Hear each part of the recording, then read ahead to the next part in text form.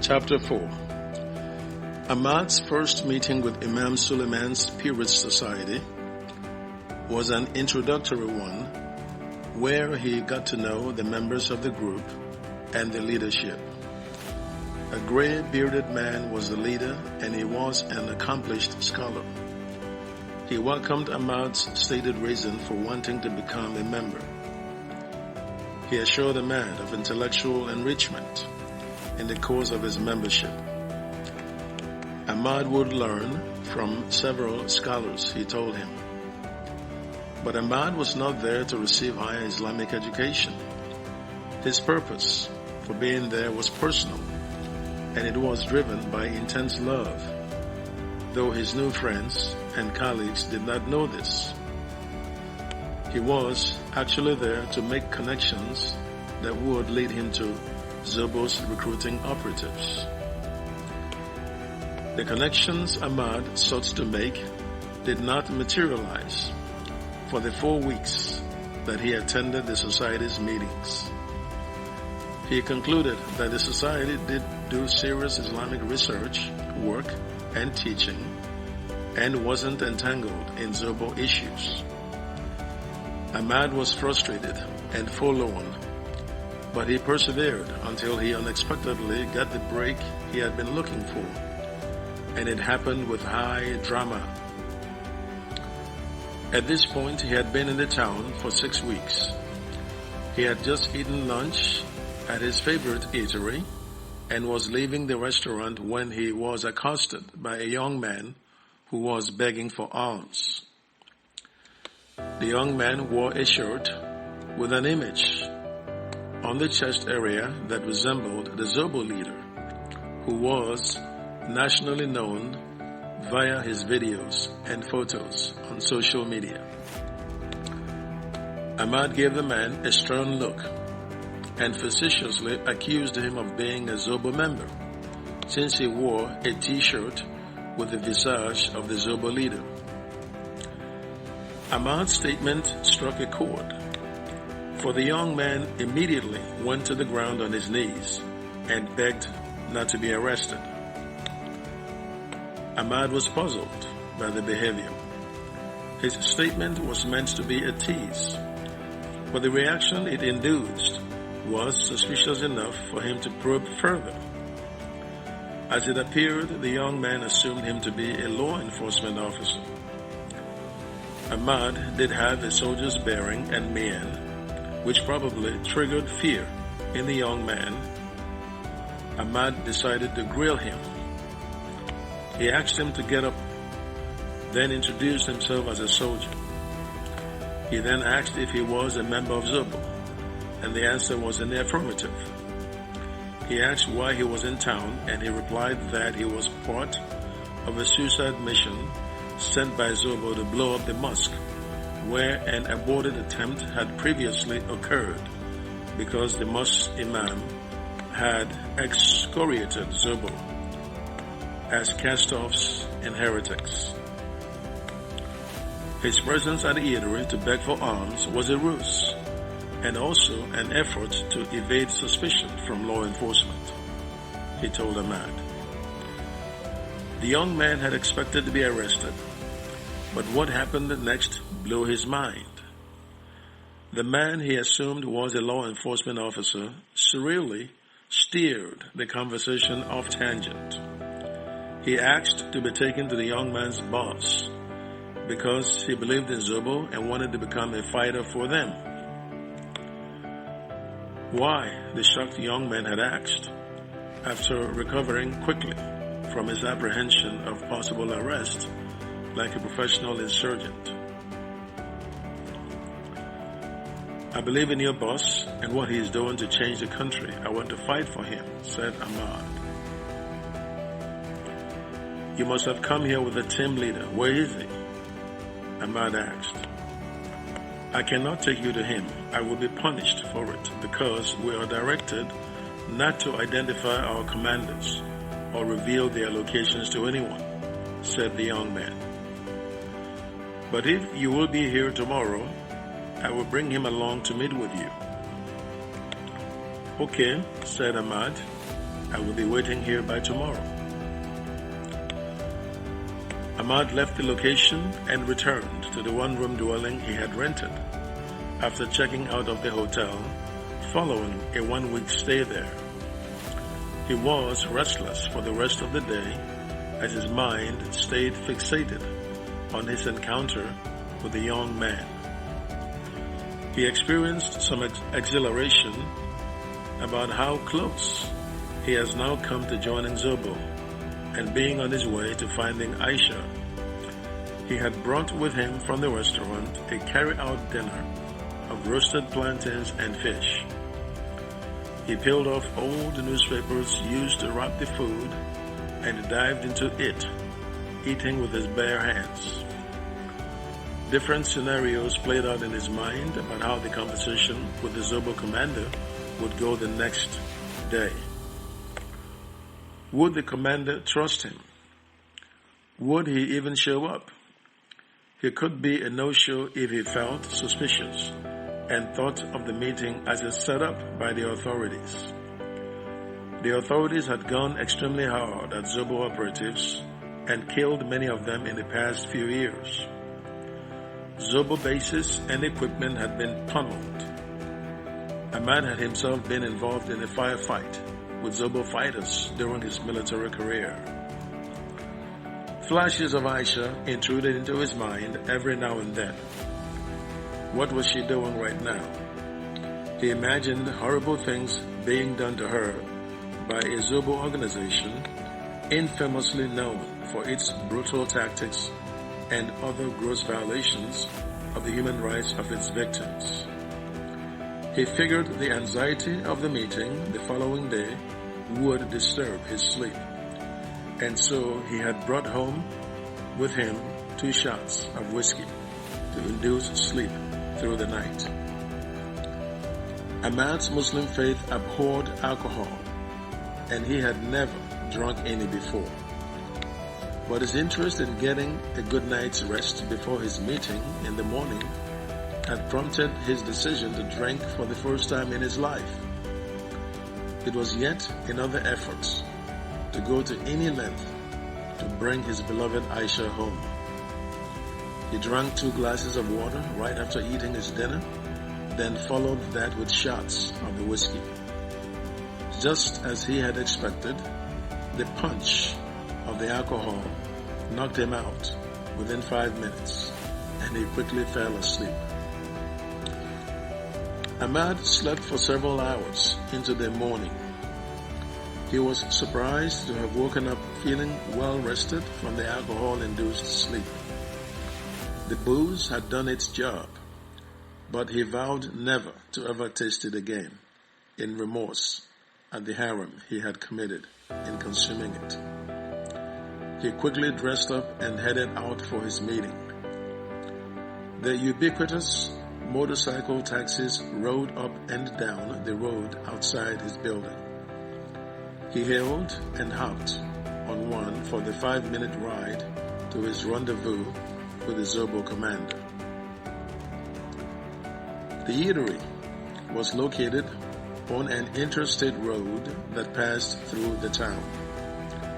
Its prime location was the reason commercial passenger vehicles stopped there, so the affairs could use the bathroom, eat, or shop from an army of hawkers on the street and traders in roadside kiosks that sold literally anything one could imagine, from the carcasses of freshly killed bushmeat, smoked meat and fish, to snacks, music CDs, and trinkets. Several commercial vehicles were parked on the road in front of the restaurant when Ahmad had arrived for his meeting. He looked around in the midst of milling passengers for the young man from the previous day.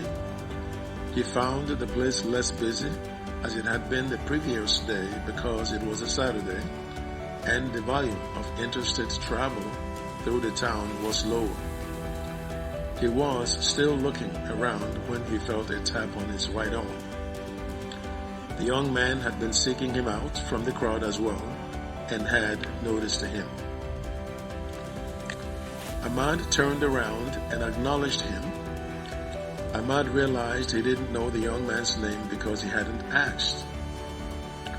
"What is your name, by the way?" "My name is Kabiru." "Kabiru, thanks for coming. Where is your commander?" "Follow me," Kabiru said to Ahmad. They walked across the busy road and disappeared into a thick bush. A footpath in the bush was bordered on both sides by a mix of trees, heavy undergrowth, and abandoned cassava farms. They walked on this footpath for about 1 mile to a spot where a man was observed sitting in a small clearing about 40 yards off the footpath.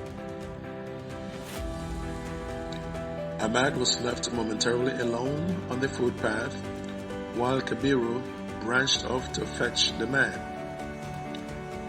Kabiru returned several minutes later and asked Ahmad to follow him back into the bush to meet the man. Sadiq, the ZOBBO man Ahmad was about to meet, was a hardened fighter for the ZOBBO organization, having participated in many firefights between ZOBBO guerrillas and security forces in the course of the insurgency. He had been shot in the left eye in one of these engagements, which was the reason for the black patch over that eye. The patch accentuated the sternness of his visage. Sadiq headed the suicide bomb squad of ZOBBO. He was an improvised explosives device expert and suicide vest maker, and he occasionally accompanied the suicide bombers to their top secret missions.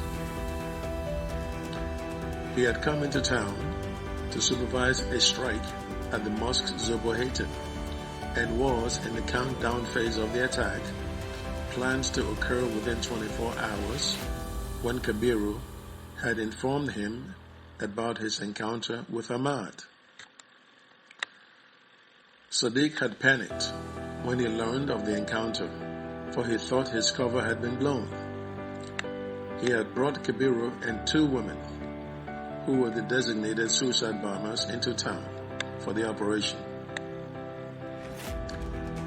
As soon as he heard from Kabiru, he gathered them up and ordered a return at once to the main camp of ZOBBO. But Kabiru persuaded him to see Ahmad, as he was sure of Ahmad's sincerity to become a member of ZOBBO. Ahmad would be a major recruit for the organization, he told Sadiq.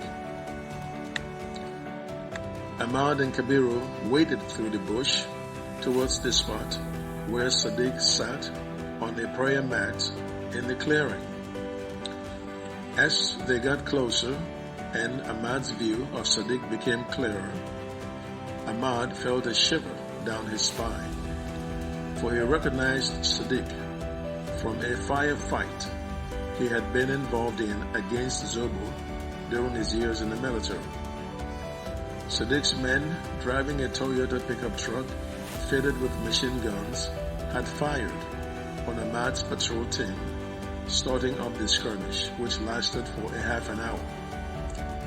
Before Sadiq's team broke up the fight and fled the scene, Ahmad had observed through his military binoculars a man with a black patch over his left eye. Ahmad therefore had no doubt that the man he had once fought against was the same man he was about to meet now. He hoped that Sadiq would have no memory of him during that fight. Ahmad was now right in front of Sadiq, who had gotten up to welcome his guest. He extended his right hand to Ahmad for a handshake. "Good day." "Good day, my brother," said Ahmad in return. "My boy told me about meeting you yesterday and your request to meet with me." "Yes, that is true. I must say you have a very smart person in that young man," said Ahmad. "Yes, he is young, but he knows a lot. We put him through special training so I was not surprised about his encounter with you, said Sadiq. Why do you want to see me? Ahmad told Sadiq he wanted to join ZOBBO, and he opened up deceptively on why the goals of ZOBBO were noble. The country needed sanitizing, and only ZOBBO had the moral standing to do it. ZOBBO was misunderstood and calumnized, and calumnies were thrown at it as a terrorist organization. But the tag was incorrect, he told Sadiq. He wanted to join right away and had traveled several hours from his hometown to be recruited. He wanted Sadiq to help make that happen. Sadiq liked what he heard, but he was also wary about making the fatal mistake of recruiting a mole into the ZOBBO organization. Were Ahmad to turn out a mole, Sadiq's execution was bound to happen. Sheriff, ZOBBO's overall leader, ran a tight leadership that brooked no strategic or tactical blunders. A few highly ranked leaders had been eliminated by firing squad for activities, some inadvertent, that Sheriff deemed to have undermined or threatened the existence of ZOBBO. Sadiq therefore subjected Ahmad to lengthy questioning to be doubly certain of his motives. He started from the premise of his knowledge that 10% of the members of ZOBBO were volunteers, which included educated people and renegades of the armed forces who joined for religious or pecuniary reasons. Ahmad's voluntary service was therefore not unique. For several minutes, Sadiq subjected Ahmad to rigorous questioning and judged him fit to join the movement. But Sadiq had a caveat. Ahmad would be accepted, but should any information be revealed about him in the future that he had concealed and judged to be an existential threat to ZOBBO, Ahmad would be shot immediately. He therefore wanted Ahmad to be clearly aware of what he was signing up for. Ahmad assured him of his integrity and awareness of the enormity of the moment. Okay then, said Sadiq. We will leave this town tomorrow night for the ZOBBO main camp. Go and pack up your luggage and meet me here tomorrow night by 9 p.m. I will be here by God's grace, said Ahmad. The two men shook hands, and Ahmad left to return home.